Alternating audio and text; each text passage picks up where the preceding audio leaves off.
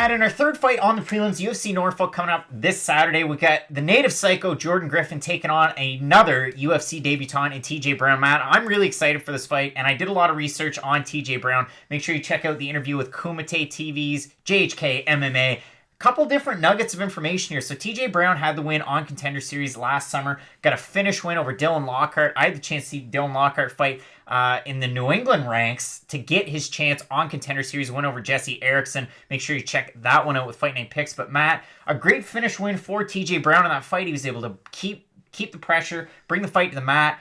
And then he tore his MCL. That injury was found out after the fight. He wanted to get back into the cage sooner, had to rehab the injury. This is a guy that a lot of people might not be overly familiar with, but he's best buds with Thug Nasty, who everybody should know by now, and Bryce Mitchell. And these are two guys just trying to pave the way for Arkansas fighters. They've been cross-training at multiple different gyms, Missouri, Oklahoma, Texas, what have you. But this is one of those guys that's really on the come-up, and he's taken a tough test in Jordan Griffin, a guy who joined the UFC, another guy, Contender Series, but he's lost his first two. Matt, I'm going to read you those two names really quick out of the old memory bank. Dan Ige and Chaz Skelly.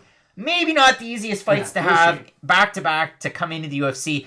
What can you expect in this fight? I'm going to throw out the odds really quick, and then I'll let you break it down. Griffin's a minus 135 favorite. TJ Brown coming in at a plus 110. And over on Tapology at a 538 votes, 64% picking Griffin, 64% predict he's going to win by decision. What do you see here? So I'm kind of surprised by those odds, mainly because if you're 0-2 in the organization, it's kind of hard to prove that you're a favorite at any level. So the majority of the time, I just say that the odds should be even. Two surprisingly large guys for the weight division. You had brought it up before we even started filming. Jordan Griffin's always used to being the bigger guy in the cage, and this could be one of those fights where he's not going to have that luxury. And I feel like TJ Brown has a similar game plan to the last two guys who have beat Jordan Griffin. Of course, Dan Ige is a much better striker, and Chaz Skelly might be a little bit better on the ground, but for the most part, TJ Brown, very good grappler, very good pressure guy, and Jordan Griffin, like we've seen in those last two fights, doesn't always respond the best to pressure. Not great at getting his back off the cage, and for that reason alone, I think TJ Brown's going to be able to get it done. Yeah, it's not a weird bias thing, but I also have the same feeling. I think TJ Brown's going to be able to get the win in his debut as long as that knee isn't a hindrance. Exactly. I mean, I've had knee issues before, and it takes a long time to rehab them, but